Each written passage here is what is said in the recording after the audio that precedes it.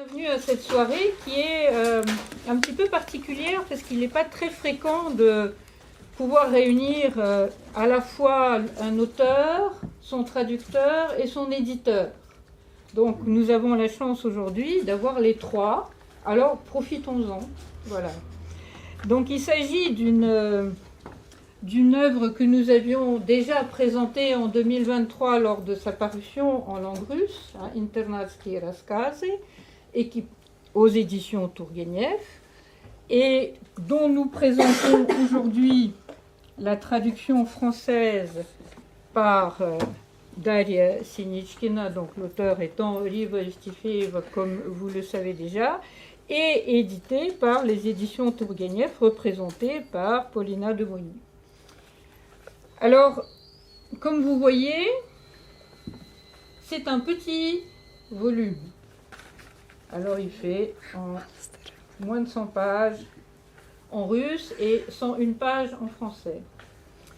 Mais pour ceux qui l'ont déjà lu en russe, vous avez sans doute apprécié le fait que ce petit volume impressionnant, à la fois de violence et d'humour, de ténèbres et de lumière, entre passé et présent, enfance et âge adulte. Il y a dans ces 100 pages, dans cette petite centaine de pages, énormément de choses.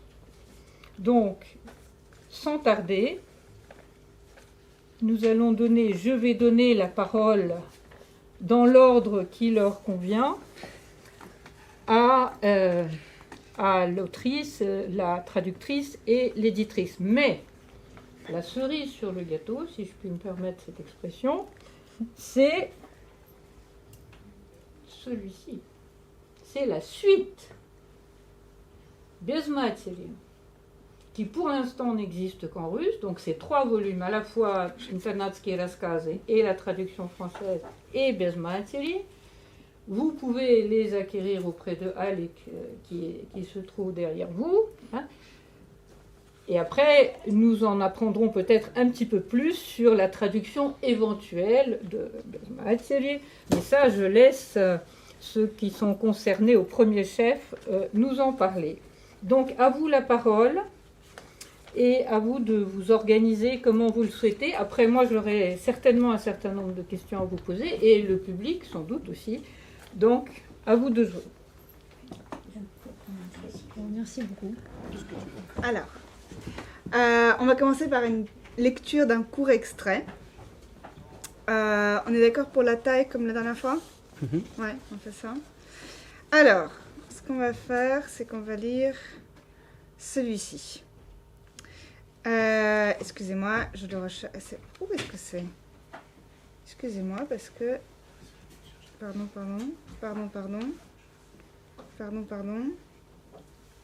Non, c'était là. Voilà, parfait.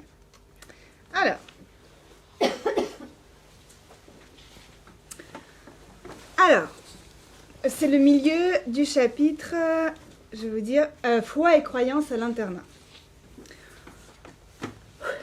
Que d'improbables créatures puissent se matérialiser à l'internat était pour nous une évidence. C'est que nous avions une grande variété de résidents entre nos murs. Il y en avait pour tous les goûts. Par exemple, le sous-sol des dortoirs était habité par des électriciens sans abri.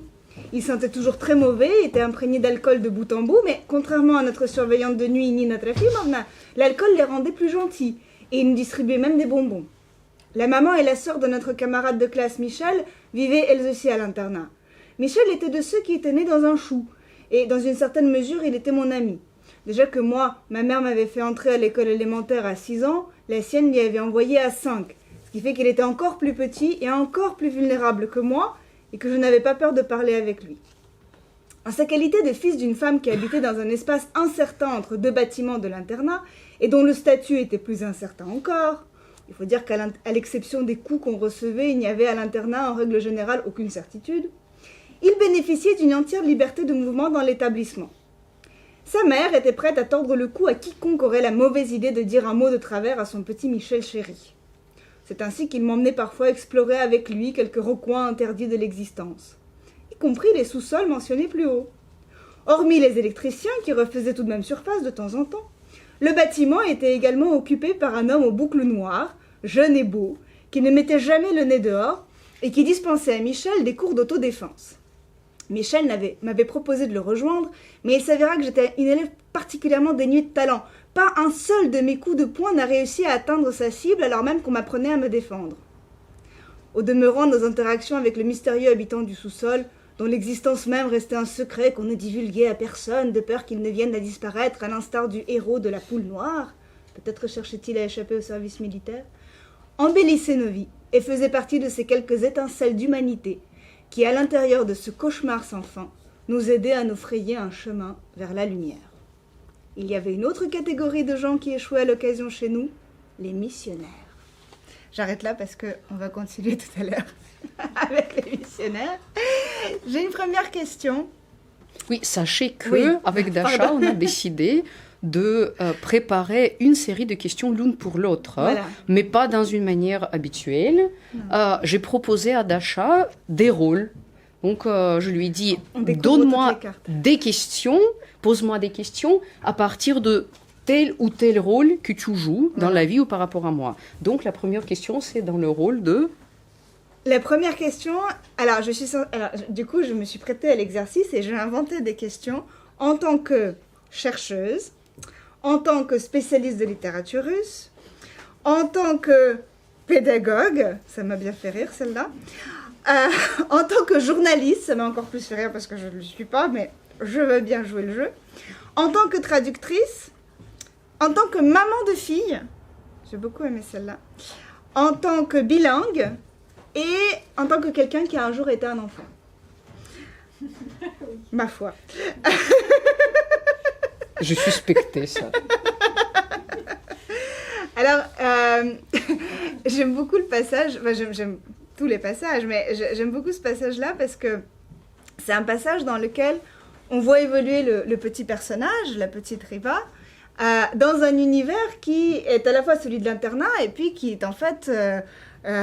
est tentaculaire, puisque voilà, il y a tous ces espaces qui sont cachés au regard et dans lesquels il y a des personnages mystérieux qui vivent. Je ne sais pas si vous avez compris l'allusion à la poule noire, peut-être que vous avez aussi lu ça quand vous étiez enfant, justement. Alors, on voit dans ce passage-là, comme dans beaucoup d'autres, que ton récit sur soi, ton autofiction, elle prend des chemins qui ne sont pas toujours linéaires, elle prend des chemins détournés, elle prend des chemins de traverse, et en fait, ton texte s'engage vers autre chose que simplement de l'autofiction. Alors justement, c'est dans ce sens-là que je veux aller. Ma première question, c'est d'abord, pourquoi l'autofiction, en fait? Est-ce que tu peux nous dire un mot sur la genèse de cette œuvre, sur comment tu en es venu à l'écrire? Et il y a des choses que l'on sait déjà, et on sait... mais tu pourras le rappeler évidemment, les conditions dans lesquelles tu as écrit ce texte, donc sur quel support ce texte est paru pour la première fois. Mais moi, ce qui m'intéresse même, c'est de savoir quelle a été l'impulsion. C'est la question en tant que chercheuse, donc je creuse. Oui, très bien.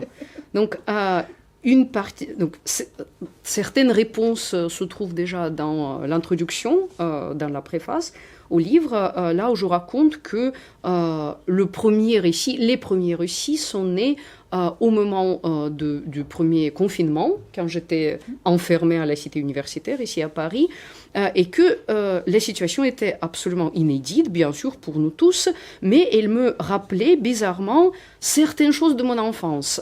Cette situation nous obligeait à découvrir le monde, de redécouvrir le monde, de découvrir certains aspects de ce monde que nous avons oubliés ou jamais appris. Et donc, voilà, cette situation inédite a déclenché en moi un fléau de souvenirs. Et j'ai décidé de les partager sur le support que j'avais déjà l'habitude d'utiliser, parce que j'étais déjà une écrivaine sur Facebook, je le suis encore, je ne peux pas arrêter, je ne peux pas m'empêcher à raconter toujours mes aventures sur Facebook, à peu près toujours avec ce même mélange des horreurs et des joies, des éléments comiques même. Donc je dirais que pour moi, l'autofiction, c'est la manière de vivre, du coup. J'aime bien. J'ai une question en tant que quelqu'un qui a été identifié comme spécialiste de littérature russe. Tu Ton payes livre, pour ça. Bon. voilà, j'ai dit identifié, je pas dit à tort. Le livre s'appelle donc Internatski Raskaz, récit de l'internat, et la référence est explicite, tu l'expliques dans la postface, c'est une référence au récit de la Kolima de Varlam Shalamov.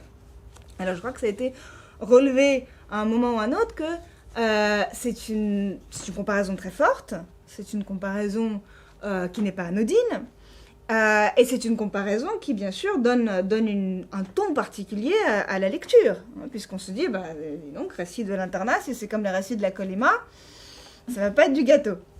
Et alors, en effet, on comprend pourquoi, du point de vue de l'enfant, surtout, hein, cet univers que tu décris, c'est véritablement un univers absolument terrifiant. Moi, ce qui m'intéresse, c'est de savoir dans quelle mesure on peut pousser encore plus loin la correspondance avec Shalamov.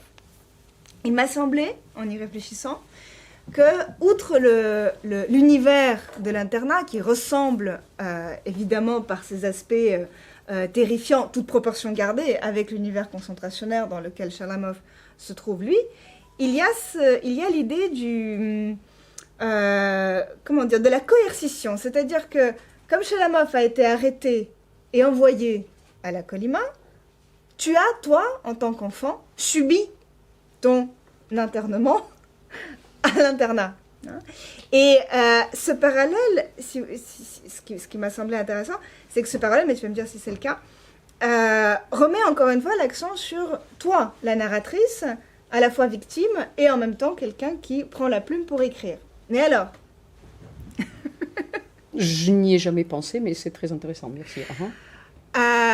dans la mesure où on continue cette comparaison, est-ce qu'on peut élargir le genre des récits de l'internat, de l'autofiction, à d'autres choses, à d'autres genres, puisque les récits de la Kolima, ce n'est pas qu'une autofiction, c'est un récit de témoignage, voire encore une réflexion aussi métatextuelle sur le roman et sur comment dire la violence au XXe siècle, pour Shalamov, comment dire peut-être la violence dans le monde enfantin.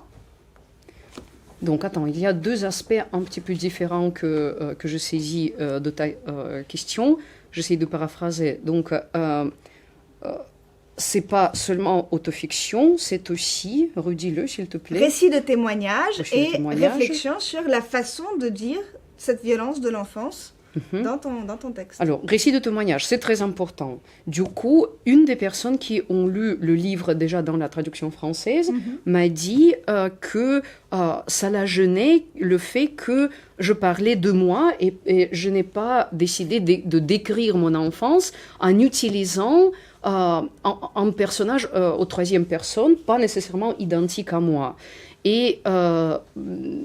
Et là, j'ai compris qu'effectivement, c'était très important pour moi que ce soit moi, que ce soit vendu pas seulement comme autofiction, mais surtout comme texte autobiographique, parce que je voulais crier cette violence, je voulais absolument raconter ça, surtout dans le cercle de personnes avec lesquelles j'étais en contact en 2020. C'était surtout des cercles bourgeois intellectuels, des pauvres bourgeois, mais quand même.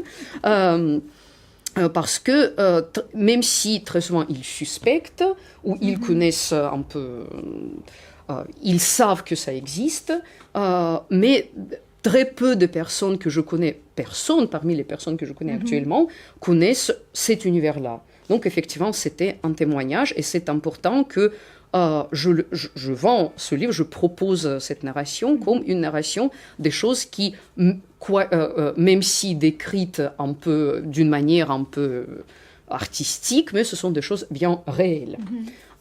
Et les photos que j'ai amenées aujourd'hui vont prouver un petit peu, parce qu'il y a quelques petites photos d'internat dont j'ai repris la possession cet été. Sinon, je les avais éditées, bien sûr, je les aurais éditées avec le livre. Et la deuxième question sur la réflexion sur comment peut-on raconter les grandes horreurs du XXe siècle. Bon. Les grandes horreurs du XXe siècle, c'est pour Shalamov. Mais pour moi aussi. Et pour toi aussi. Parce que c'est la toute dernière partie du XXe siècle, quand même. Et l'une des réponses qui se propose, évidemment, et c'est ce dont tout le monde qui a lu le livre parle, c'est l'humour que tu utilises. À la différence de Chalamov. À la différence, précisément, de Chalamov. Donc, est-ce que c'est un élément de réponse? Je ne sais pas. Je ne peux pas éviter l'humour. C'est ma manière de survivre. C'est ma réponse personnelle qui est très différente de celle de Chalamov. Et je crois que aussi on peut voir, ok, il a vécu des horreurs beaucoup plus graves que moi, mais aussi l'après-horreur, dans son cas, à mon avis, est très différent du mien. Parce que, je n'ai pas permis à ce passé de m'ôter la joie de vivre. Voilà. Et de m'ôter l'envie de conquérir en tout cas quelque chose dans cette vie. Donc voilà, c'est important pour moi. Et pour moi aussi, cet impact très important avec mon lecteur. Parce que déjà, lors des présentations de l'édition russe de ce livre et du suivant, on m'a dit, des lecteurs m'ont dit que c'est remarquable à quel point je m'inquiète pour le lecteur et j'essaie de ne pas le laisser trop dans l'horreur, pendant trop de temps dans l'horreur. J'essaie toujours d'adoucir. Donc je raconte quelque chose qui est absolument affreux, mais après, j'essaie d'assouplir. D'ailleurs, le fragment que tu as choisi, on est d'accord, ce n'est pas le fragment qui raconte l'horreur. Non. C'est au contraire le fragment qui présente à travers mes yeux, présente au lecteur et enseigne en quelque manière au lecteur de prendre le côté magique et mystérieux, même dans les choses les plus affreuses. Donc les métaphores que je trouve à choses qui se passent autour de moi, c'est quelque chose que j'aimerais passer à mes lecteurs. Ce que je vois moi dans le passage que j'ai choisi, c'est le regard d'enfant, justement. C'est-à-dire que quand on est enfant, même les électriciens sans-abri qui sont imprégnés d'alcool de bout en bout et qui donnent des bonbons et qui vivent dans le sous-sol du bâtiment où tu loges, effectivement, l'enfant n'a pas forcément conscience à quel point en fait c'est horrible. Surtout c'est dangereux. Et dangereux, etc., etc. Parce que tu as saisi, en fait, ce que je trouve génial, c'est que tu as réussi à saisir et à balancer comme ça entre précisément la perspective d'enfant et ta perspective d'adulte, qui, comme tu dis, essaye un peu de sugar-coated pour le lecteur. Voilà, alors je vais passer aux autres questions parce que sinon on y est pour jusqu'au petit matin. Alors, pédagogue. Il y a dans ton livre, c'est la question que je pose donc en tant que pédagogue, n'est-ce pas? Il y a dans ton livre une grande variété de pédagogues, donc d'enseignants, disons, qui ne sont pas forcément pédagogues, justement. Ils sont plus ou moins sympathiques. Il y a la merveilleuse Vera Mikhailovna, il y a le merveilleux Andrei Konstantinovitch. Mais il y a des horreurs, comme cette dame dont je ne me souviens même plus du nom, qui mêle mal les accents dans les mots. Alors, ces personnages, c'est toute une galerie d'enseignants. On comprend très bien qu'il y en a certains qui se deviennent des figures de proue, d'autres qui sont des repoussoirs. Finalement, quelles sont les choses que tu as apprises? Et qui te les a apprises? Qui t'a appris les choses les plus importantes à l'internat? Les Américains. Ah. Les seuls. Je ne veux pas dévoiler le mystère pour ceux qui n'ont pas encore lu le livre, mais c'est la seule réponse que je peux te donner. Les autres, au mieux, ils m'ont permis de ne pas... de sortir vivante de là-bas. Mais apprendre des choses, c'est un peu... Non, ce n'était pas le cas. Ou peut-être c'était moi qui étais un peu sourde à leur enseignement, ce qui est aussi possible. Et alors, donc les Américains qui t'ont appris quelque chose de bien en fait, parce qu'effectivement, c'est eux qui sont la main tendue. Ils m'ont aidé à sortir de la condition animale. Ils m'ont appris à prendre la conscience de moi-même en tant qu'être humain, digne d'exister. Et justement, dans la continuité de cette question-là, c'est ma question journalistique. Ce livre, que nous apprend-il sur la Russie des années 90 ? et c'est au lecteur de le dire. La vision que personnellement j'ai des années 90, c'est la vision que beaucoup d'intellectuels de ma génération ont et gardent avec eux. Donc c'est le contraste entre la pauvreté extrême, bien sûr, la destruction totale de toutes les structures qui subsistaient encore, et en même temps un grand esprit de liberté, et surtout ce qui compte pour moi, ce qui peut-être me fascine le plus dans cette période, c'est l'expérimentation. La société russe s'était ouverte à tout, et plusieurs personnes se sont lancées à la fois dans l'apprentissage, ce que en tant que pédagogue j'apprécie beaucoup, mais aussi vraiment dans l'expérimentation extrêmement libre. Donc c'est une vision au fond très positive de cette période affreuse. De ce que transmet ton livre aussi. Voilà.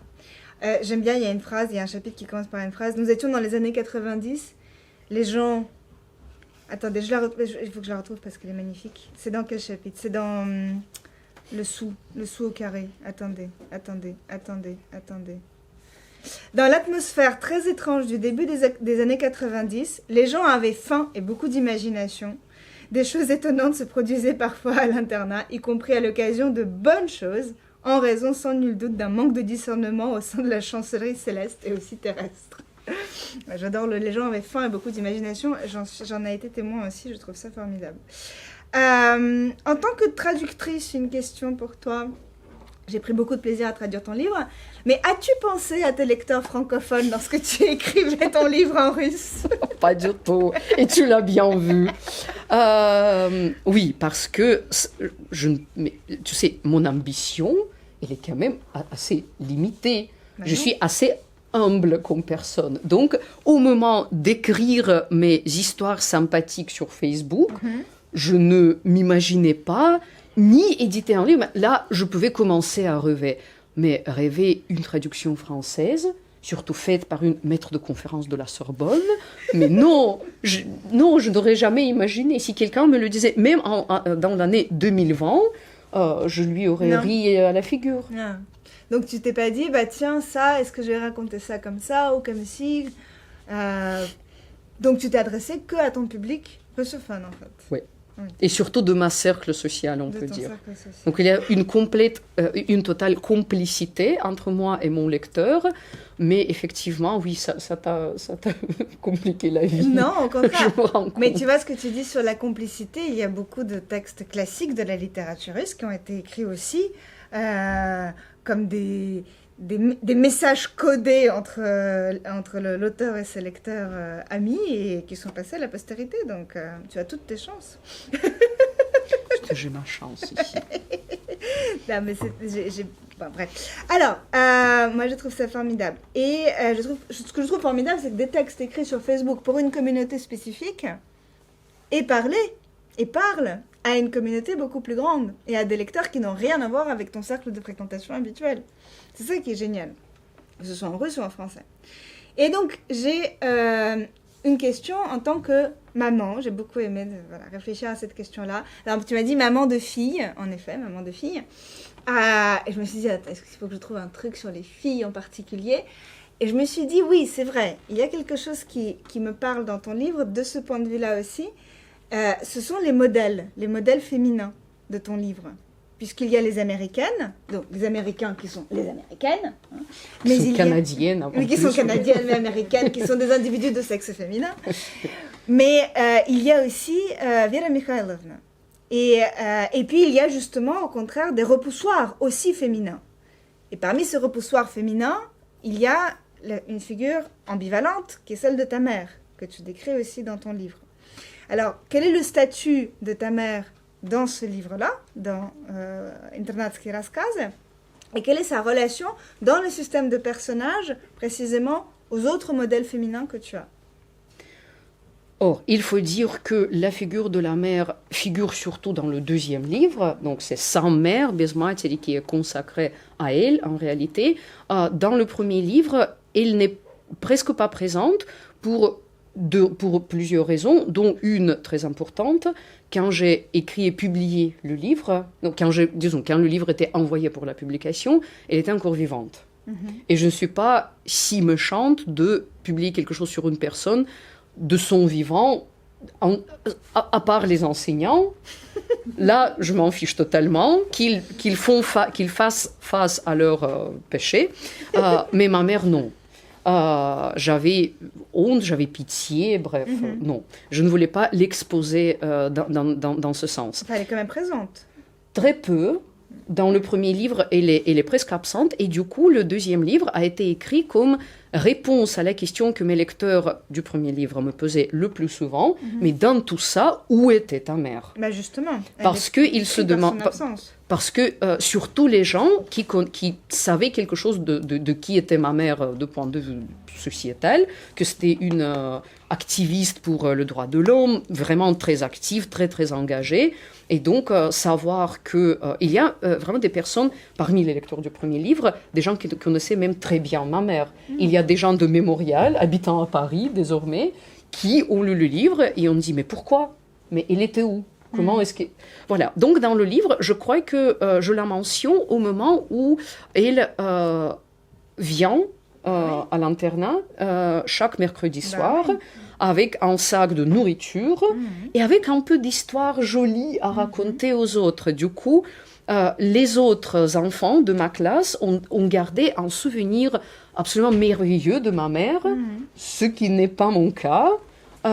Et ce sac de nourriture, c'était pour moi une humiliation en réalité, parce que c'était évident que l'excuse qu'elle utilisait pour me garder à l'internat, qu'elle n'avait pas de moyens de me tenir chez elle, là c'était évident. Donc chaque nouveau sac de nourriture me montrait que c'était un mensonge. Donc ce n'est pas du tout un modèle. Déjà, ce n'est pas un modèle féminin, et je pense que dans le deuxième livre, je développe cette chose, mais peut-être ce n'est pas le cas d'en parler autour du premier livre, parce que oui. Alors, ma question était un peu différente. Je voulais que tu nous parles de ceux qui sont, ou celles plutôt, qui sont les vrais modèles, précisément. Et puis, comme je disais... Mais ce sont des femmes par hasard, genre Andrei Konstantinovich, qui est aussi très bien, c'est aussi un modèle en quelque manière. Donc, ce n'est pas le choix entre les femmes et les hommes, c'est juste le fait qu'à l'internat, il y avait très très peu d'hommes. Ouais. Mais tu vois, si je remets ma casquette de philologue, je me dis, dans cet univers de l'internat, il y a les enfants qui sont là, même pour certains qui repartent chez eux de temps en temps, etc., mais qui sont là. Il y a le corps enseignant qui est là, lui aussi. Il y a les surveillantes qui ont tout le temps un coup dans le nez. Et puis, il y a ces gens qui gravitent autour et qui partent et qui viennent. Et les missionnaires, les américaines, donc, enfin les canadiennes. Mais ta mère, en fait, elle fait aussi partie encore une fois, dans la structure narrative de ton livre, tu vois. Elle est absente, elle vient tous les mercredis, et en fait, elle aussi, elle raconte des histoires comme les missionnaires qui racontent des histoires. Et donc, si tu veux, ça te fait toute une sorte de galaxie comme ça de personnages éphémères, plus ou moins stables, mais qui vont et viennent. Et ce qui est quand même étonnant, précisément, et choquant et frappant, c'est que justement, ta mère fasse partie de ces personnages satellites comme ça. Et qu'au contraire, dans le corps enseignant, il y a des sortes de mères de substitution, avec plein de guillemets, encore une fois, casquette de philologue, comme Vera Mikhaïlovna, qui, en tout cas, voilà, te fait découvrir quand même ton talent pour le chant. Talent. Bah si, talent, j'ai entendu, je confirme. Ah non, j'en garde un souvenir encore très émouvant. Bien, bon, j'ai pas réussi à te convaincre jusqu'au bout, mais c'est pas grave. Alors, deux dernières questions. Alors, une question casquette de bilingue qui m'a été proposée. Le sens du mot internat. Alors, comme tu sais, en français, internat a différents sens. On aurait pu traduire par les récits du pensionnat, par exemple.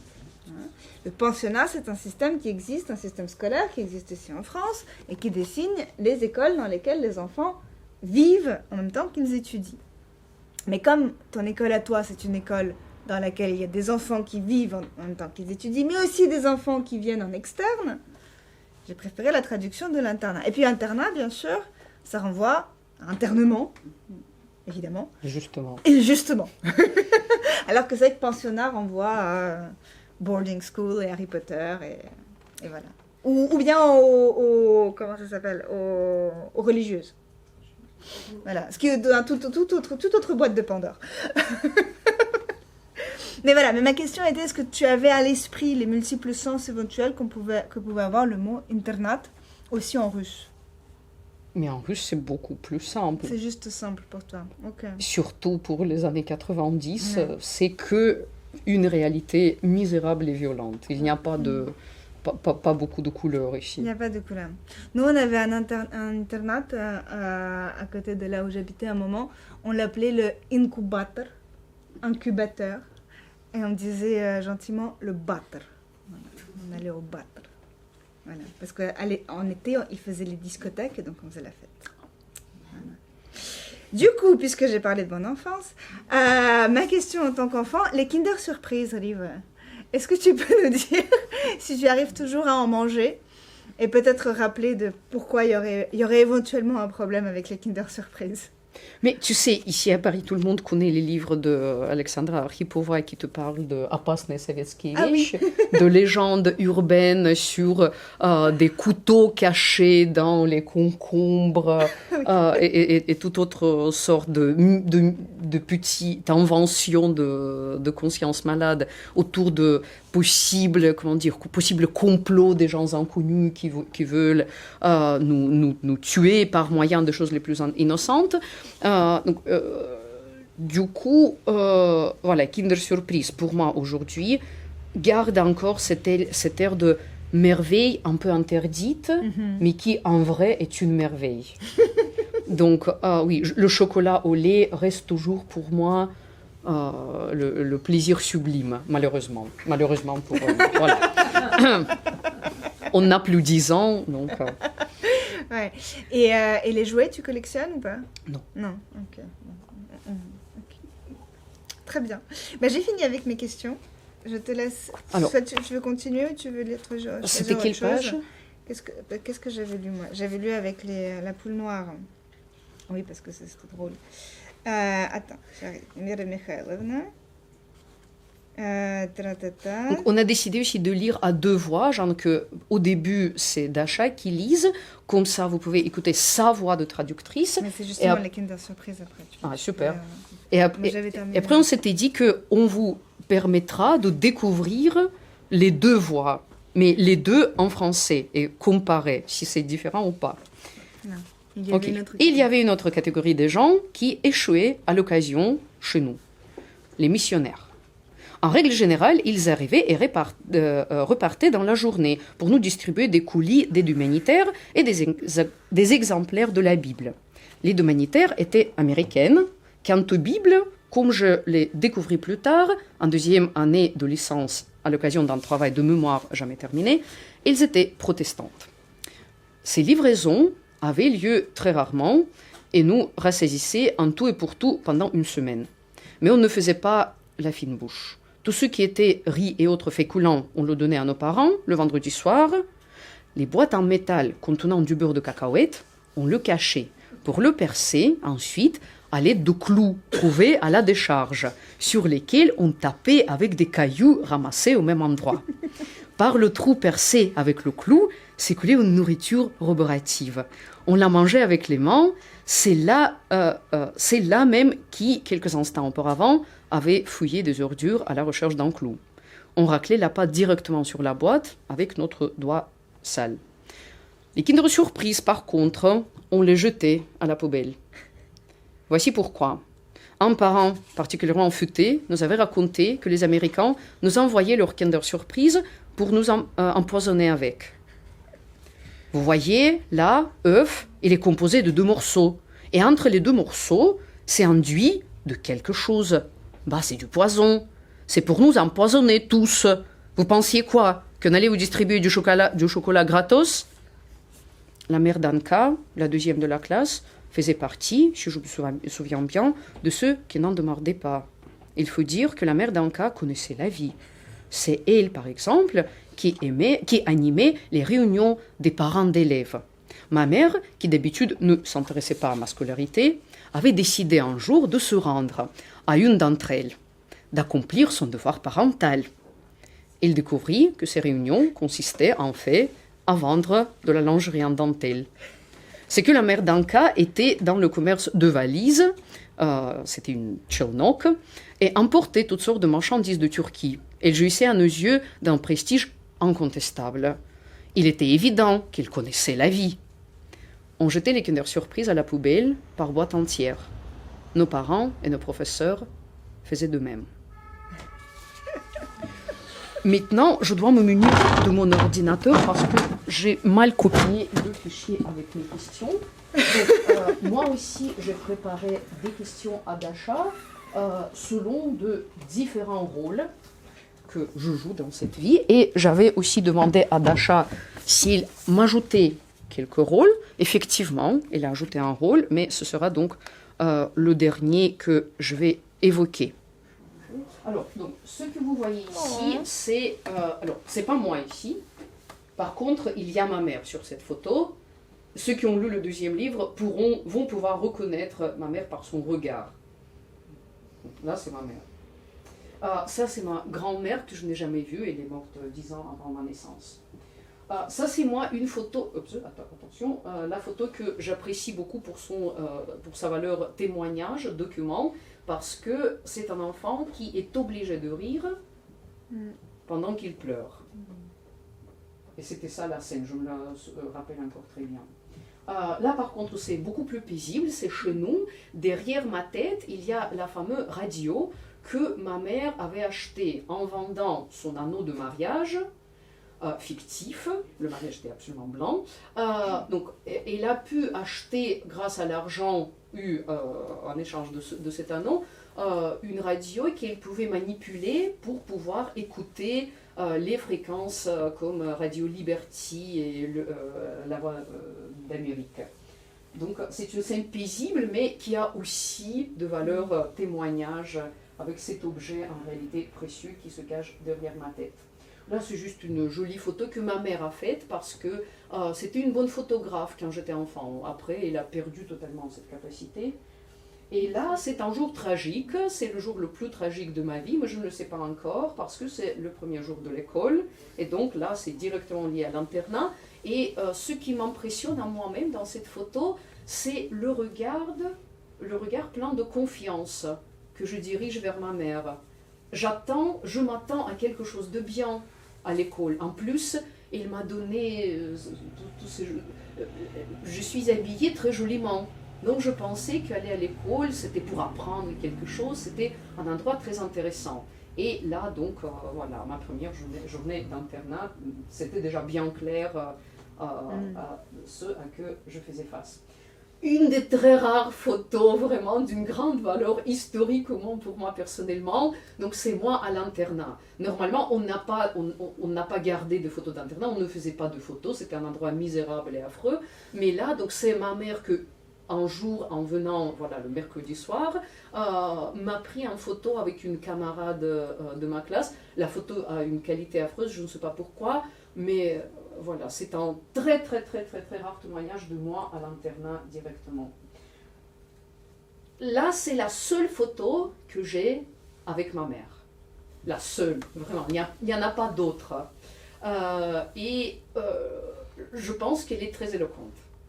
Donc, il y a déjà l'enfant qui ne sait pas ce qui se produit et comment se comporter, qui est très mal à l'aise, mais la mère est aussi extrêmement mal à l'aise, elle ne sait pas quoi faire avec ce petit corps. Donc, ici, une autre, la deuxième et la dernière photo de l'internat. Ici, on est allé voir les Américains, qui sont les Canadiens, et on a ramassé des feuilles pour leur faire un joli cadeau, et on leur a écrit une jolie lettre. Bien sûr, à nouveau, c'était moi qui l'ai écrit, comme toujours, parce que c'était moi, comment dire, l'anglophone de la classe. Et là, on est tous souriants, on est tous heureux, parce que quand on allait les voir, effectivement, et là c'est leur porte qu'ils ont décorée, la seule porte décorée de ce bâtiment horrible, par des feuilles d'automne, encore une fois. Voilà, je pense que ça transmet aussi à quel point leur présence était un conte de fées pour nous. Et ça se voit, je pense, sur nos visages. Et là, la dernière photo de la série, c'est pas l'internat, c'est la colonie d'été que je mentionne, je pense, dans le livre. Cette photo est sympathique parce que aussi il y a une certaine valeur documentaire. Déjà, pourquoi est-ce qu'on voit dans l'origine présentateur? Je n'ai pas du tout ça. Qu'est-ce qu'on a ici? On a ici l'héritage soviétique, la flamme, le symbole qui était très utilisé par la propagande soviétique, y compris vis-à-vis des enfants. Mais on a les enfants qui ont présenté des mots en anglais. Moi j'ai une casquette typiquement américaine aussi, le jean. Et aussi, je pense que cette photo transmet un peu l'embarras et la liberté. Et je pense que c'est quelque chose que transmet aussi l'esprit des années 90. Voilà, donc c'est fini pour les photos. Par contre, donc, les questions pour d'achat. Alors je les ouvre rapidement, bloc-notes. Alors, ma première question en tant que chercheuse en linguistique. Parce qu'après, il y en aura d'autres en tant que chercheuse en littérature. Donc, tu as dû faire un travail stylistique. Tu as dû choisir quel style utiliser. Qu'est-ce que tu as fait? Quels moyens tu as utilisé pour reconstruire en français le style de ce livre russe? C'est une bonne question. D'habitude, j'aurais... Alors, non, je vais répondre comme j'allais répondre d'habitude. En fait, d'habitude, quand je dois traduire quelque chose, j'essaie de me plonger dans l'élément de la langue de l'auteur, mais de son équivalent, avec plein de guillemets autour, français. Et donc, en gros, si je dois traduire un texte, disons, classique, ou du 19e, ou du début du 20e, je vais essayer d'aller lire des auteurs français correspondants. Donc il fallait que je trouve quelqu'un qui te corresponde. Il y en a? Oui. Oui. Ça ne veut pas dire que du coup je lis le texte français et que donc je fais un copier-coller pour ma traduction, sinon ça serait pas très... Mais en fait l'idée c'est de me mettre, c'est d'entendre cette musique-là, disons d'appuyer sur la magnète pour que ce soit cette musique-là de la langue. Et alors, bon, déjà je te connais. Donc j'ai cette facilité de m'imaginer le Riva qui parle, et donc moi qui traduis. Mais pour lire, alors, il y a deux choses en fait. Je me suis dit, j'ai fait un tour dans ma bibliothèque, je me suis dit, alors qu'est-ce que je vais lire? J'avais pas d'auteur contemporain en fait, j'avais pas vraiment d'auteur contemporain dans ma bibliothèque. Et puis je suis tombée sur Daniel Pénac, que tu connais. Voilà. Et je suis tombée sur Daniel Pénac, un super petit récit, très très drôle, et qui avait pas mal le ton de certains de tes passages, ancien malade des hôpitaux de Paris. Voilà. Je vais me prendre des notes. Ancien malade des hôpitaux de Paris, c'était très drôle. Et puis après, parce que ça c'était très court, c'était très rapide, j'ai lu un recueil de nouvelles de Sylvain Tesson, S'abandonner à vivre. Voilà. Et que j'ai beaucoup aussi utilisé comme... Alors, inspiration n'est pas le mot, mais encore une fois, en fait, dans ma tête, ça fonctionne, il faut ouvrir, comme ce que j'ai dit, il faut ouvrir les vannes linguistiques. Voilà. Et donc, l'ouverture des vannes linguistiques a été Daniel Pénac et Sylvain Tesson pour toi. Malheureusement, en répondant ainsi, tu as répondu à ma deuxième question, parce que ma deuxième question, c'était quel livre français sonne comme mon livre et quels écrivains français t'ont inspiré pour le style de la traduction. Donc, non, j'ai pas encore répondu. J'ai pas répondu à ça parce que on va pas pouvoir, on peut pas dire que en français ton livre aurait le même style que ces auteurs-là. Je pense pas que ce soit possible. Parce que c'est pas du tout la même chose. Et je ne saurais pas vraiment répondre à ta question parce que je ne connais pas suffisamment bien la littérature française contemporaine. Du tout. Mais voilà. Oui. En fait, non, Daniel Pénac, si, il y a quelque chose de Daniel Pénac. mais voilà, transposé à récit de l'enfance auprès à la première personne, etc. Mais parce qu'il y a ce côté très drôle et cette virtuosité de la langue que j'ai essayé de rendre, pas toujours peut-être, mais voilà, que disons c'est ce côté parlé et en même temps écrit. Voilà. Tu ne m'as pas demandé ça, mais je vais te dire Dis-moi. que parmi les livres français que j'ai lus, un qui m'a paru à moi-même comme quelque chose de semblable à mon ton, mais c'est pas le hasard que c'est un immigré russe en réalité, russe entre gros guillemets, La vie devant soi. Ah bah voilà, merci. C'est déjà publié, c'est trop tard. Déjà publié. Non, c'est pas ça. Non, c'est que tu as tellement raison. C'est que j'ai pas trouvé La vie devant soi dans ma bibliothèque. Ah. C'est pour ça. Mais c'était, en fait, c'est très drôle parce que j'ai trouvé Daniel Pénac, j'ai trouvé ensuite Sylvain Tesson et je me suis dit, mais oui, qui dois-je lire? C'est Romain Gary. Voilà. Mais tu ne l'as pas fait. Bah, je l'ai pas relu. D'accord. Mais que je connais très bien ce livre en fait et je l'aime beaucoup. Et effectivement, voilà, tout à fait, s'il y a un bouquin, c'est La vie devant soi. Absolument. Et je l'ai trouvé ensuite et je me suis dit, voilà, en fait, il était là quelque part au fond de ma tête. Mais oui, tout à fait. Ok, ma question suivante, en tant que non francophone, mais aussi une linguiste aurait pu te poser cette question, par quel moyen tu as transmis le blatniak?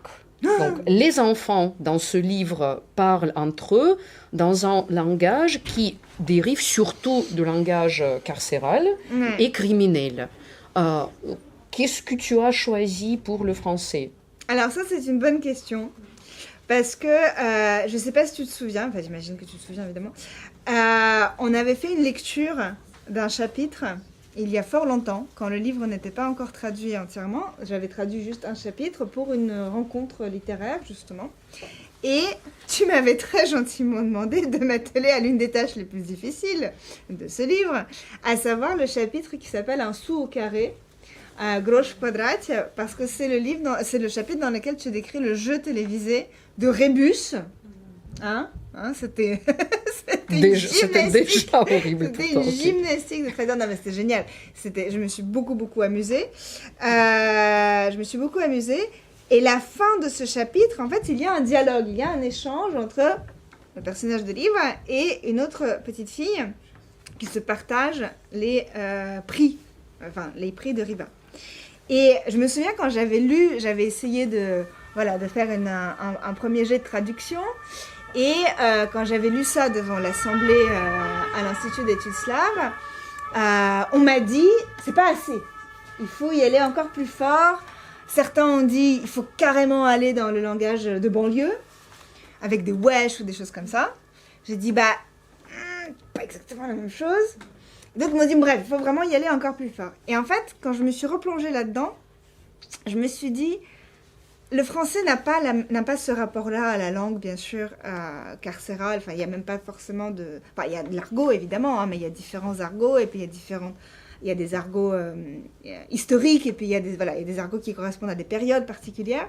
Donc, je me suis dit, je vais plutôt aller du côté d'un langage très familier, dont je me souviens en tant qu'enfant, qui a grandi quand même une partie de son enfance en France, et en tant que quelqu'un qui entend simplement parler des gens autour de moi maintenant. Et donc ça a donné... Attendez, c'est drôle, je suis assez contente. C'est très bien. Merci. Alors, lorsque la foule autour de moi se fut un peu dissipée et qu'on m'eut remis les prix que j'avais remportés, j'ai appelé Anka. Anka, c'est la petite fille qui avait aidé le personnage de Riva pendant le jeu télévisé. On ne s'appréciait pas plus que ça, elle et moi, mais il fallait reconnaître que si elle n'avait pas été là, cette histoire se serait terminée dans l'humiliation générale. Vous voyez, là, pour l'instant, c'est assez choyé, il y a des parties passées ça.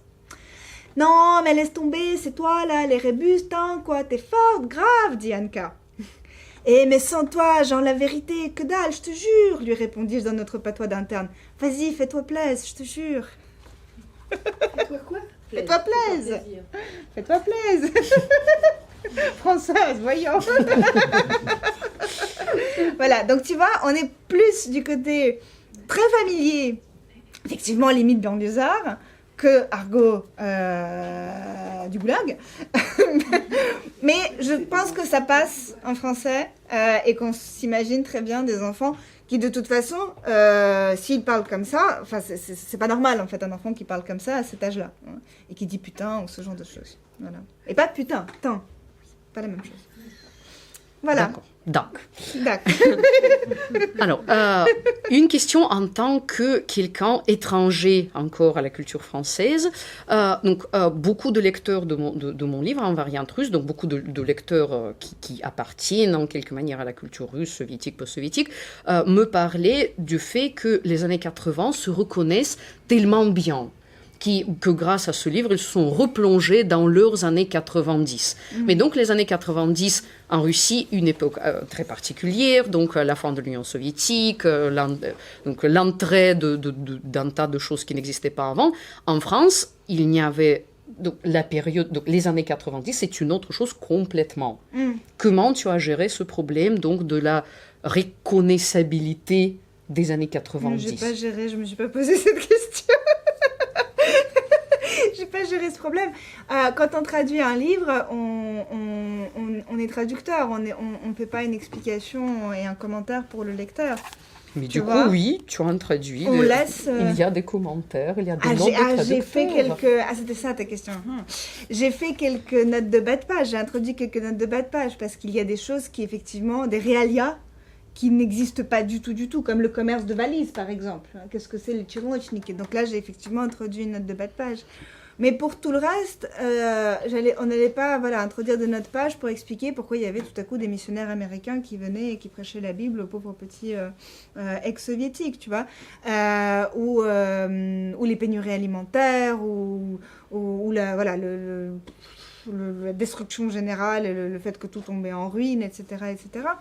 Il y a des choses que le lecteur lui-même doit découvrir, tout simplement. Et puis, tu sais, c'est toujours la même chose. C'est l'expérience que fait le lecteur russophone face à ton livre. Il y a des lecteurs russophones qui n'ont pas connu les années 90 et qui vont découvrir aussi. Et qui vont d'ailleurs, sans doute, poser à leurs parents la question, qu'est-ce que c'est que Tcholnochnik? Tu vois, qu'est-ce que ça veut dire? Pourquoi elle allait en Turquie? Je pense à mes étudiants ici présents. Par exemple, voilà, qu'est-ce que c'est que ces gens qui allaient chercher en Turquie de la lingerie, hein? Pourquoi on n'en vendait pas à l'époque à Moscou, à Saint-Pétersbourg? Eh ben non. Voilà. Donc, il y avait des gens avec leur petite valise qui faisaient ces migrations. Des grandes valises qui étaient plus grandes que... Les sacs, là, vous savez, à carreaux. Voilà. Et parfois, ça tournait très mal, hein, parce qu'on pouvait se faire tout voler, voire être victime de violences, plus ou moins graves. Et parfois, des gens investissaient des fortunes pour ramener des choses. Voilà. Et puis se faisaient tout voler. J'ai un exemple comme ça dans ma famille. Mais ouais, c'est très triste. Mais bon, c'est aussi... c'est poétique dans un certain sens. Et puis aussi, tu n'en as pas parlé, mais il y avait les fartsovchik à la période un tout petit peu avant. Moi, je n'ai pas vécu fartsovchik, j'ai vécu directement déjà Tchelnochnik. Mais bon, ça me rappelle des choses. Bref, donc voilà. Donc ce que je veux dire, c'est qu'il y a des choses qu'on explique et puis il y en a d'autres. Ou comme par exemple, je me souviens ce passage génial où tu parlais des Yuppie et Tsuko, là, les poudres. Voilà. Là, j'ai fait une petite note parce que, effectivement, j'avais cherché quel était l'équivalent en France parce que je n'ai pas connu ça en France parce que je suis arrivée plus tard. Et donc, j'ai mis, en France, c'était plutôt, je ne sais plus quoi. Mais effectivement, il y a des choses qu'on retrouve sous toutes les latitudes parce que c'est une enfance, encore une fois, globalisée. Hein, n'est-ce pas? Mais puis, il y a des choses qu'il faut un peu expliquer. Une question en tant qu'émigré, de ma part. Donc, à ton avis, tout ça peut vraiment être intéressant pour un lecteur français? J'espère. Mais en quoi? D'abord, c'est brillamment écrit. Et traduit. Et traduit, n'est-ce pas? Mais oui, parce que c'est un livre qui... Bon, d'abord... Voilà, soyons honnêtes, c'est un livre qui parle de la Russie des années 90. C'est ce qu'on dit sur la 4e de couverture. Internat moscovite du début des années 90. Et la Russie, malgré tout, fascine et donne envie de se plonger dans l'horreur et dans l'enfer. Deuxièmement, comme tu l'as dit, surtout pour tes lecteurs de la version en russe, c'est un livre qui donne aussi des clés de compréhension. La fameuse source de la violence et la chaîne de la violence. Et de comment on peut briser cette chaîne ou en être un nouveau maillon. Mais il y a quelque chose de tout simplement évident, c'est que c'est un texte, peut-être que ça se passe dans la Russie des années 90, mais c'est un récit universel sur l'enfance dans un système éducatif coercitif. Et il n'y a pas besoin d'aller chercher très très loin, mais en France, il n'y a pas très longtemps, il y avait un horrible scandale qui a secoué toute l'actualité française, sur justement des choses très similaires, un internat dans lequel plein d'erreurs se sont passées. Et puis si on va chercher plus loin que l'actualité, des choses qui évidemment viennent, remontent à la surface, puis retombent dans un relatif oubli, il y a toute la littérature mondiale consacrée au récit d'enfance dans des circonstances difficiles. Que ce soit, alors tu les mentionnes toi aussi, les Dickens et autres David Copperfield. Moi, je sais que c'était pas ta source d'inspiration particulière, première, mais c'est vrai que, en lisant ton livre, moi j'ai plus pensé à Dickens qu'à Kalinka Panteleev. Parce que j'ai pas lu, pour ma grande honte, Respublika Shkid. Je sais ce que c'est, j'ai vu le film, j'ai pas lu le livre. C'est quelque chose qui me reste encore à découvrir. Donc, c'est une expérience universelle, en fait. Et d'autant plus que toi, tu en as fait. C'est-à-dire cette, quand même, sortie de l'enfer, disons-le. Non, voilà. Ma dernière question, donc là, c'est le rôle que Dasha m'avait proposé en tant qu'amie. Or, pour notre... Ça commence. Non. Pour notre toute première présentation qu'on a fait de la traduction française donc, du livre dans une autre librairie parfaitement française et francophone, pour toi, j'ai vu que c'était très important que ta belle-mère et ton beau-père soient là. Mm-hmm. Et qu'on voyait que tu avais vraiment envie qu'eux, ils découvrent ce livre. Donc, pourquoi pourquoi eux deux? Pourquoi tu voulais que eux lisent le livre et que eux soient présents à la présentation? Oh bah c'est gentil. Je sais même pas très bien quoi répondre parce que c'est ma famille et que ça fait partie. C'est un travail de traduction qui m'a tenu à cœur et que bon, un traducteur, ça reste un traducteur. Hein, c'est pas un auteur, mais c'est une production aussi que j'ai envie de partager avec ma famille. Ils ont lu? Alors, ma belle-mère, je sais qu'elle a quasiment fini de lire, parce qu'elle lit des choses en parallèle. Je crois que mon beau-père, non, il n'a pas encore lu. Pas encore, mais voilà. Moi, j'ai fini mes rôles et mes questions, et donc on peut donner à nouveau la parole à notre présentatrice. Et à la salle. Alors oui, je ne vais pas prendre la parole pour longtemps. Moi, je voudrais juste poser une question à Daria sur quelles ont été les joies et les difficultés de cette traduction, mais surtout les joies. Parce que les difficultés, on en a un petit peu parlé, justement, le langage de l'enfance, etc., que vous avez pas mal jugulé, très bien jugulé. Mais sur les joies de cette traduction. Bah, écoutez, il y en a deux. La première est évidente, c'est que ça m'a beaucoup fait rire. En fait, j'ai beaucoup apprécié, tout simplement. Hein, il y a eu des chapitres entiers qui coulaient de source, en quelque sorte. Alors après, il y a eu tout un énorme travail sur le texte, mais le processus lui-même était très fluide. Et puis, je crois que le plus sympa, c'était quand, je sais pas moi, 22h30, j'ouvrais WhatsApp sur mon ordinateur, l'écran en parallèle de ma traduction. Riva. Alors, это как челка? Какая она челка стоит, которая? C'est la... Нет, не проволочная. Короче, bref, il y avait... Mais c'est plutôt Malvinka qu'on a discuté. Non, mais il y a Malvine aussi, enfin bref. Bref, voilà. Vodakachka. Il y a la frange, là. Oui. Est-ce que c'est une frange par choc? Oui. Et donc on échange, on a échangé, en fait, on a des conversations entières sur WhatsApp alors parce que tu vois, alors la frange c'est ça et ça et ça, on s'envoyait des photos. Pareil pour la coiffure princesse, là, vous savez, comme ça. Oliva m'a carrément envoyé une photo d'elle pour me montrer comment c'était, choses comme Malvina. Ou bien, effectivement, ce passage avec le château d'eau. Ou le passage sur le château d'eau, je demandais alors c'était quoi ce château d'eau dont tu sautais, combien de mètres ça faisait pour bien comprendre la situation. Et du coup après on se retrouvait à comparer aussi, à parler de nos propres enfances et moi aussi de la mienne. Alors j'ai pas sauté le château d'eau, mais on a eu d'autres jeux très, très dangereux. Et voilà. Et Donc, en il fait, ça a s'agit été en fait les joies de la collaboration. Voilà, les joies de la collaboration.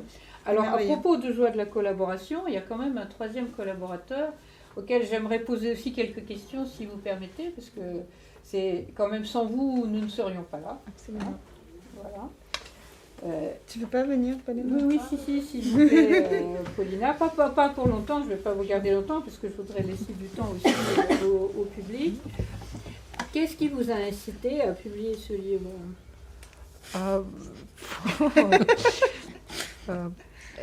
La réponse... Puisque c'est le premier livre publié par les éditions Tourguenieff, hein, c'est le premier, tout premier. Donc, qu'est-ce qui vous a incité à le choisir? Parce que j'aime bien les posts en Facebook de Riva. Nous avons fait connaissance en 2023, pardon, 2021, pendant le Covid. Et Riva, elle m'a montré son appartement dans les cités universitaires. On en parlait beaucoup.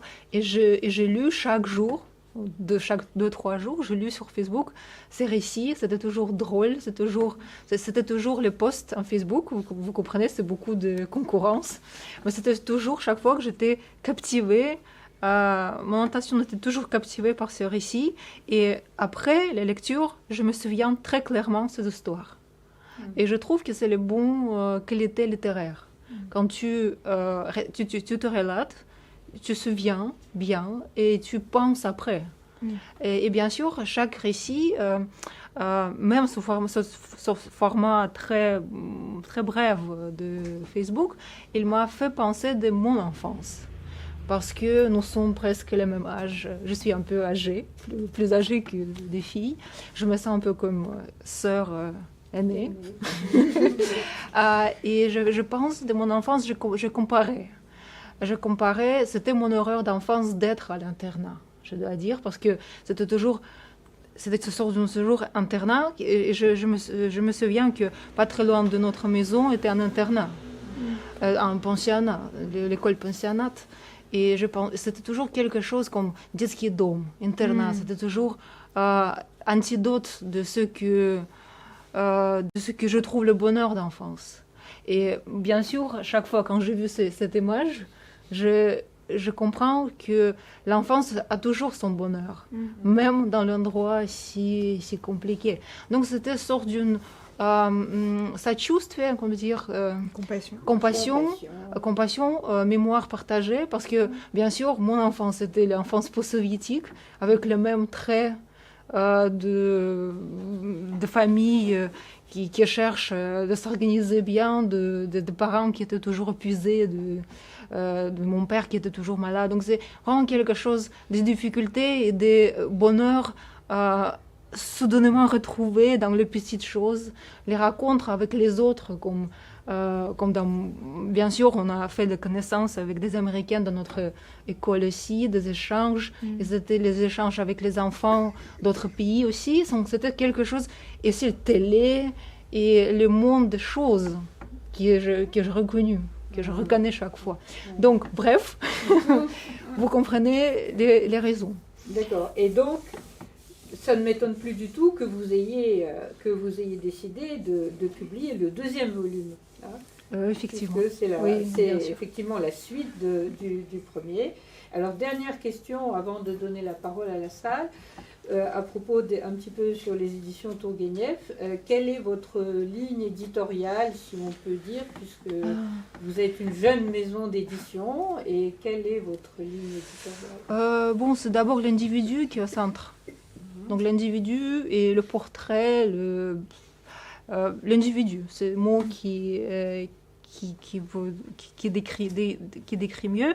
Et bien sûr, c'est littérature, l'art et expérience artistique. Donc l'individu créatif, l'individu en face de la vie qui quand même reste créative, poétique, si on utilise le mot plus ancien donc la vie créative de l'individu.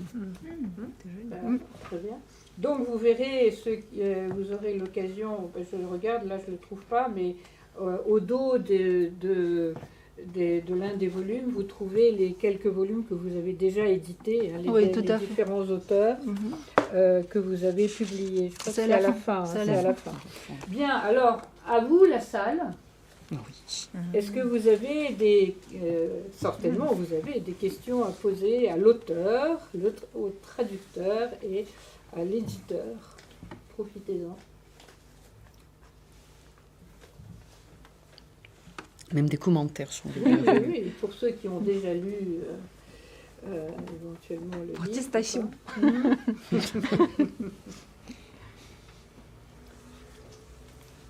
Oui. J'ai une question qui peut paraître un peu bateau, mais j'ai envie de te la poser, voilà, si tu permets. Est-ce que ces livres étaient une sorte de thérapie pour toi? Est-ce que... Pardon. Surtout le deuxième. Le deuxième, absolument, c'est son but principal, je dirais, parce que donc, voilà, le deuxième livre a été écrit exactement un an après donc le suicide de ma mère, un an après, quand je me suis dit que le deuil antérieur est déjà terminé, et il est arrivé le moment de parler, donc de le vivre à l'extérieur un peu. Le premier, pas tellement, parce que même si donc cette partie de mon enfance qui est passée à l'internat, elle est assez affreuse, mais pas que, elle me semble vraiment assez magnifique.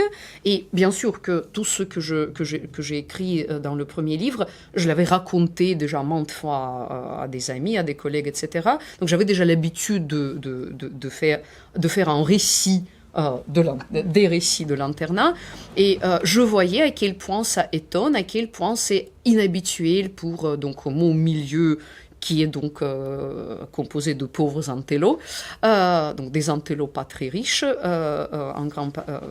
pour la plupart, mais il n'y avait pas de choses vraiment sujet à la thérapie. Je ne pense pas que l'internat m'a traumatisée.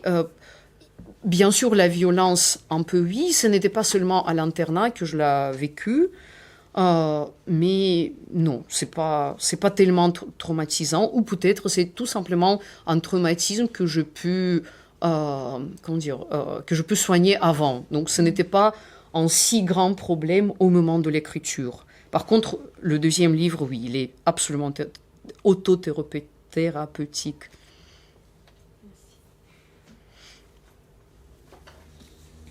Oui, moi, je ne connais pas du tout la situation des internats en Russie. Est-ce que c'était dans toute la Russie comme ça, ou est-ce que c'est vraiment... est-ce que la situation dans les internats était toujours aussi violente, ou est-ce que ça dépendait des régions, des personnes qui dirigeaient ces internats? Oui, c'est une très bonne question. Je n'ai pas de réponse parfaite à cela, parce que je n'ai jamais véritablement étudié la situation des internats sur tout le pays, ce qui aurait été intéressant, mais tout simplement, je ne l'ai jamais fait. Mais je me suis souvent interrogée. Donc, le fait qu'on était à Moscou, est-ce que c'était un privilège ou au contraire, est-ce que c'était une piège? Et au cours de ma vie, j'ai reçu, disons, il y a des éléments qui m'ont arrivé, en partie pour dire que parfois, dans les petites villes, dans les villages, ça pouvait être pire encore parce que c'était encore plus caché, de la vue des autres, de contrôle.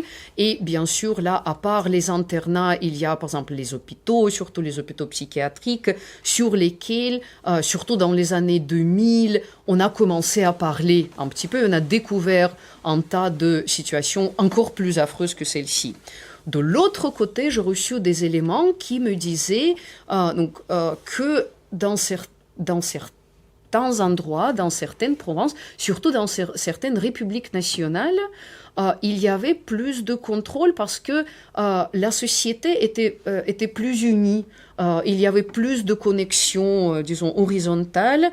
Quand tout le village se connaît entre eux, il est plus difficile à arriver à certaines formes de violence parce que ce sera découvert. Et donc, on me parlait que, par exemple, je ne sais pas, en Ingushétie, il y a moins de violence à l'intérieur de l'école parce que dès qu'il y a une ombre de violence, il y a les parents qui arrivent pour défendre leurs enfants. Donc, voilà, tous sont très respectueux les uns envers les autres.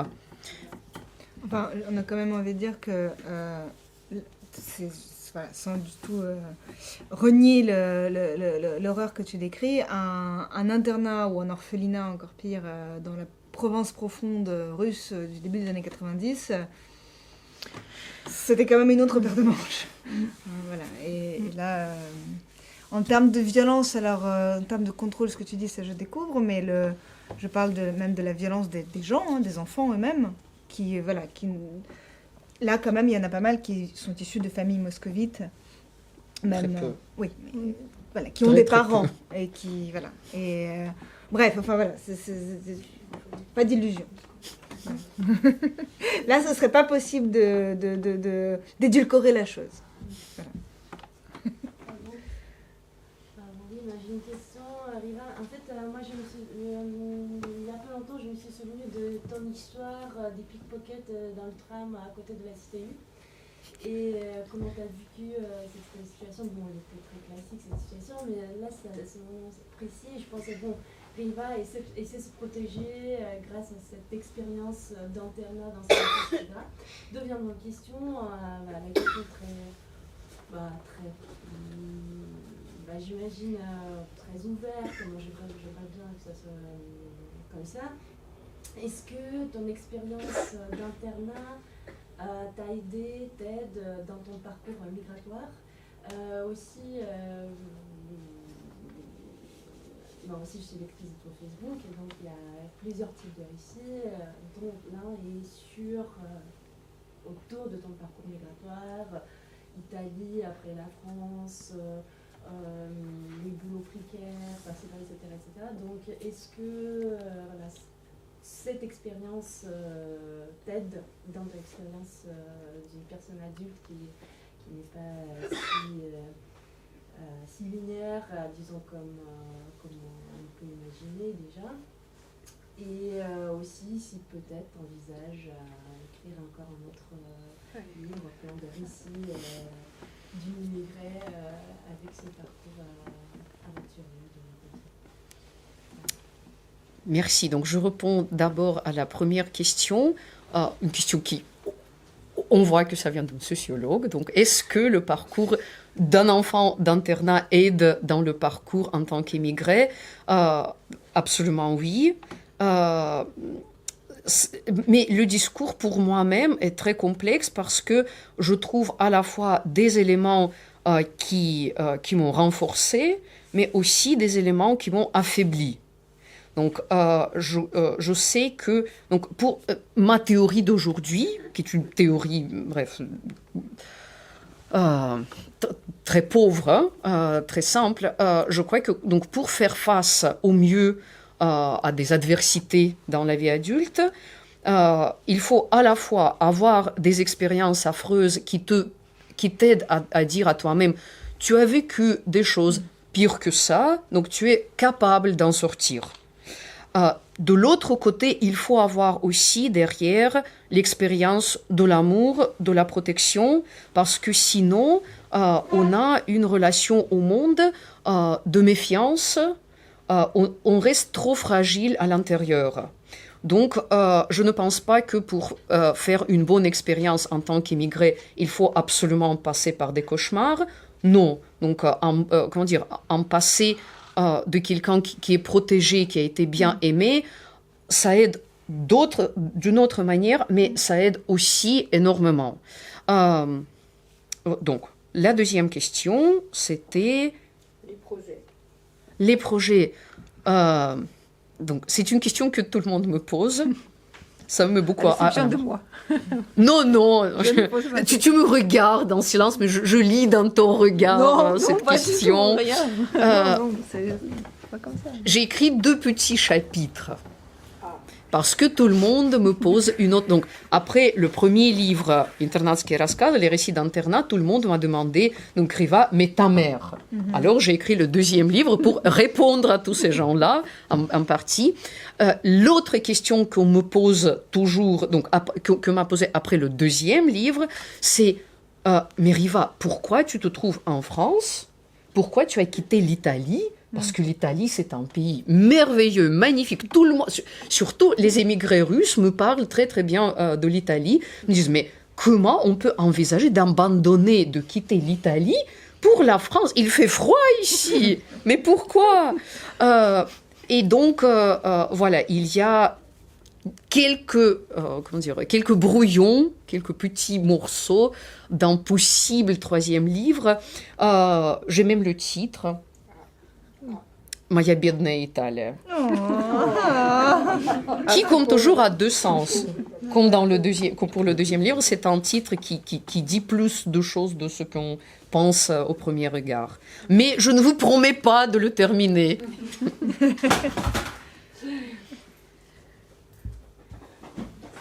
Paulina, j'ai une question concernant est-ce qu'il y a d'autres traductions prévues, enfin Paulina et Riva, est-ce qu'il y a d'autres traductions prévues des Internatské raskazy dans une autre langue que le français?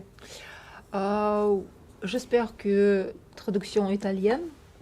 Elle est en cours, mais je ne sais pas quand la traductrice terminera. Mais oui, il y a une personne qui travaille sur la traduction italienne. Et moi, je parle avec un éditeur allemand. Pour la traduction allemande. Donc le deuxième livre, Без матери, est en cours de traduction. Française. Oui. Donc on espère que la traductrice terminera le travail. Là, je choisis. Donc si pour Internatské raskazy, j'ai demandé... j'ai fait recours à Dasha. J'espérais que ce soit elle à le traduire parce que Dasha a cette expérience, comme elle vient de mentionner elle-même. Elle a vécu une partie de son enfance en Russie et une partie de son enfance en France. Donc, elle connaît bien les langages de l'enfance en Russie et en France. Donc, pour le deuxième livre, je demandais à la personne qui a émigré à l'âge adolescent, donc qui connaît bien, très profondément, et dont les enfants sont adolescents, parce que Dasha, elle a ses enfants qui sont toutes petites, deux fillettes adorables, donc même avec elle, Dasha est en train de repasser le langage de l'enfance. Donc je comptais, du coup, je dois dire que je remercie Vassia, parce que, à mon avis, elle a contribué à ce livre. Indirectement. Par contre, donc, pour le deuxième livre, là, il y a la traductrice qui a ses enfants que sont tous en train d'entrer dans l'âge adolescent. Donc, et elle est là, à l'intérieur. Voilà, j'espère qu'elle terminera bientôt son travail. Donc, on a de l'espoir pour d'autres présentations, éventuellement. Et très bien. Est-ce que vous avez d'autres questions à poser avant de passer... François, il y a plein de mots nouveaux, j'ai pas eu le temps de tout noter malheureusement, mais comment vous avez traduit Zastalbit? Oula, c'était où ça? Parce que c'est le dernier dont je me souviens. Aucune idée. C'est dans quel contexte? Zastalbit. C'était avec sa mère. J'arrive pas à mettre le doigt mental dessus. C'est dans Internatské raskazy. Est-ce qu'on peut le retrouver et vous écrire par email? Ah oui, dans ce cas-là, oui, parce que même moi aussi, je le retrouverai. C'est à peu près où dans le texte, vous vous souvenez? C'est vers la fin. Ah. Vers la fin, et il s'agit justement de la maman. Qu'est-ce qu'on pouvait Zastalbit? Je vais essayer de faire une courte recherche dans le texte russe. De toute façon, il y a plein d'autres mots, mais je vous peut-être à ce moment-là, par Internet, je vous poserai des questions parce que c'est vraiment... Parce qu'à la fin, il y a l'échange avec la mère lorsque Riva explique qu'elle veut partir de l'internat. C'est après les... oui, c'est avec les exemples de... Non, c'est avant quand même. Non. Malheureusement, non, là, j'ai plus... Zastalbit. Ah oui, donc là où on choisissait une mère de substitution, Mary Poppins.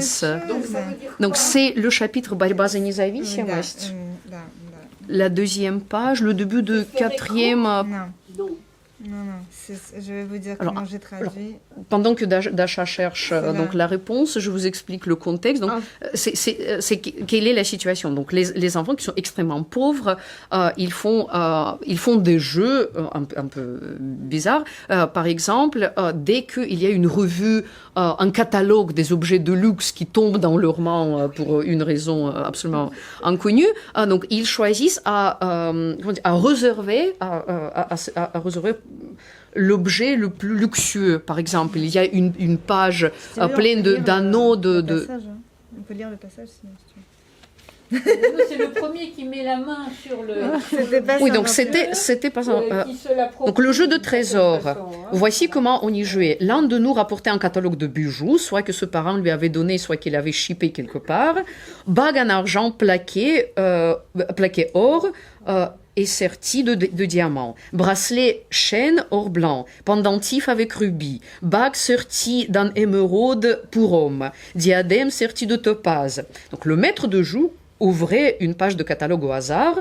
Le but était de repérer aussi vite que possible le bijou le plus beau et de poser sa main dessus en criant « À moi !» Il fallait être perspicace et réagir vite. Mais il y avait aussi une part de chance, etc. Et après, donc, le commerce complexe des mamans imaginaires se déroulait de façon similaire. Il fallait, au cours d'un débat, prendre de vitesse ses opposants et mettre le grappin sur la meilleure, la plus belle et la plus gentille. Donc celle qui rencontrait le plus de succès auprès de nous était Mary Poppins, interprétée par Natalia Andreichenko. Marianne de la série télé Les riches pleurent aussi, ainsi que Daniela de feuilleton Mi Segunda Madre, était aussi en position de force. Ah oui, d'accord. D'accord, ok. Et puis ce que je voulais dire aussi, c'est que être appelé Ryova, c'est plutôt un honneur, hein, parce que Tolstoï, on l'appelait Lyova Ryova. Tu vois, en réalité. Je ne savais pas, mais effectivement, merci. Ça va me changer la perception de moi-même, je pense. Alors, sur ces bonnes paroles, oui, allez-y. Oui, je me demandais, cette institution de l'internat, est-ce que c'est, comment dire, en Russie, est-ce qu'à cette époque-là, c'était un peu une institution en déshérence, un peu comme en France à la même époque, où les pensionnaires étaient beaucoup moins nombreux, et cette institution était vraiment le témoignage d'un passé un peu révolu, ou est-ce que c'était au contraire, comment dire, une institution courante où beaucoup d'enfants étaient placés, ne serait-ce qu'en raison, par exemple, de la paupérisation de la population au moment des réformes économiques des années 90. C'était une institution assez rare, mais possible. C'était un mi-chemin vers l'orphelinat. L'orphelinat, c'était des enfants complètement abandonnés qui n'avaient pas de parents du tout ou étaient abandonnés par leurs parents. Internat, c'était donc 5 jours par semaine. Donc on avait nos parents, mais qui, pour une raison ou autre, ne pouvaient pas s'occuper de nous autant que nécessaire. Donc, il y avait quelques autres internats à Moscou, trop peu, moins de 10, mais il y en avait. C'est quand même pas mal, hein, en réalité, moins de 10. Je ne sais pas combien, mais il y en avait quelqu'un. Mais pour répondre à la question, c'est plutôt la deuxième option. Voilà. C'était pas une institution courante à l'époque soviétique? Pas trop. Au début, certainement. Oui, les spécialistes des années 20 vous répondront mieux. Voilà. Mais... Parce que du coup, voilà, socialisme, on mettait les enfants, famille, etc. Mais je ne sais pas s'il y a un héritage, une filiation directe. Je ne sais pas. Ça, c'est plutôt les historiens, les russologues qui vous répondront. Peut-être quelques sociologues. Bon, Oui, allez-y. Juste une petite remarque. En fait, c'est assez incroyable à quel point une langue étrangère met de la distance par rapport à la matière du livre.